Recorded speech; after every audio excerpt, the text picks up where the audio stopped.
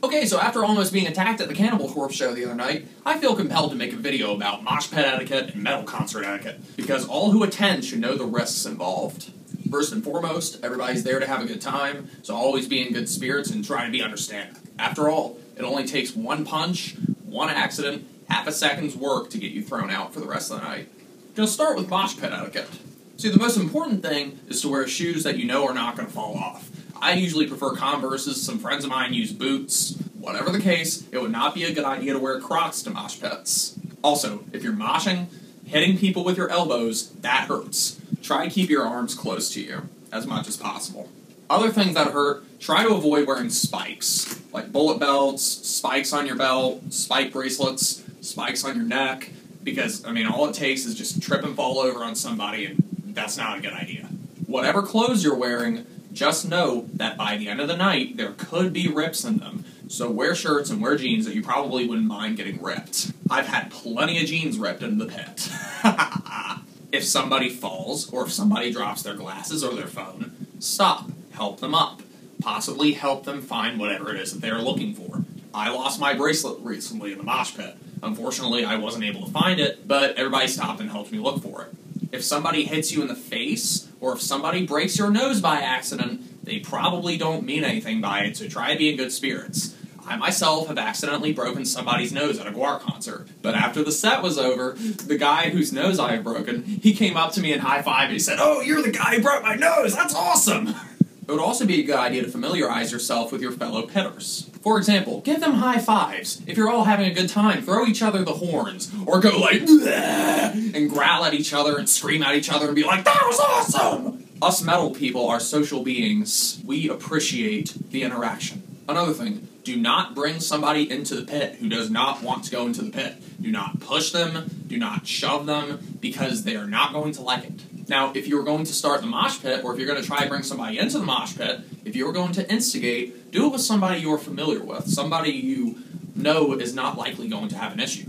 If a fight happens, step away. You do not want to get involved. And if somebody wants to fight you, also step away.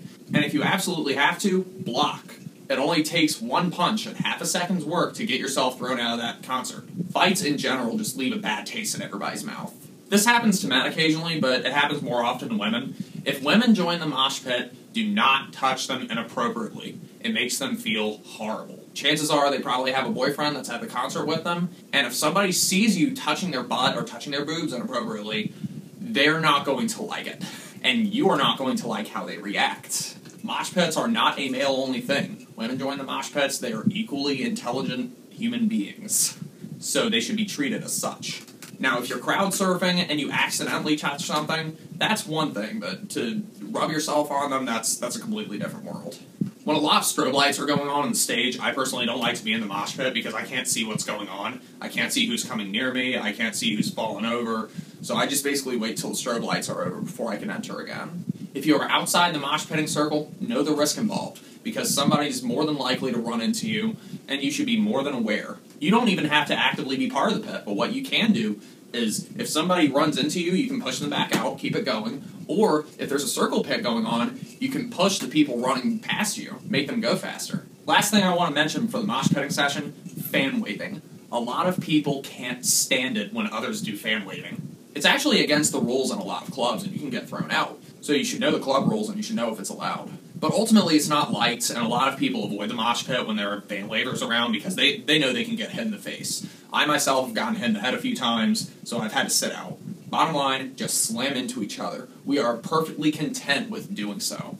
If somebody spills beer on the floor, it can be slippery at first, but the point is to make the floor sticky so that way there's less falling, less slippage. And if you're going to a GWAR show, there will be lots of major slippage, so be mindful.